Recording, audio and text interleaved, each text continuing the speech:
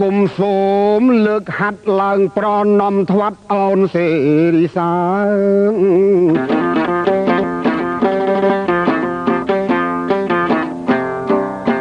ថ្វាយបង្គំសម្ដេចឪសម្ដេចតាសម្ដេចម៉ែសម្ដេចយាយទាំងពីរអង្គ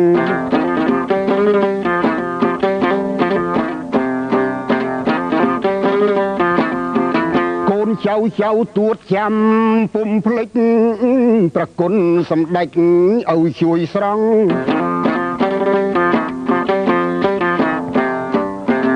ឲ្យរួចផុតគ្រោះក្តៅសៅមងចម្លងកូនចៅជាតិខេមរា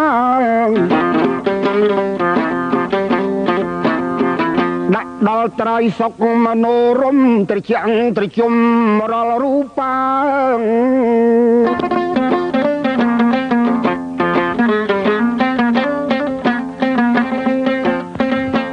ចៅគ្រប់ប្រានបានសុខា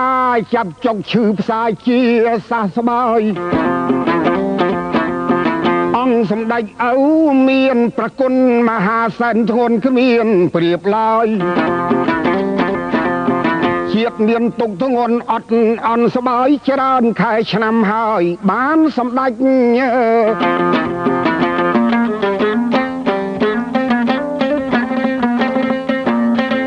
ឆ្នាំ1953កូនចៅប្រុសស្រី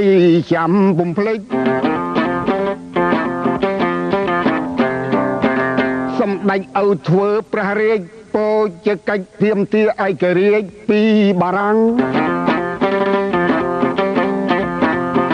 មកជូនកូនចៅជាតិខេមរាក្នុងពេលនោះណាអស្ចារ្យខ្លាំង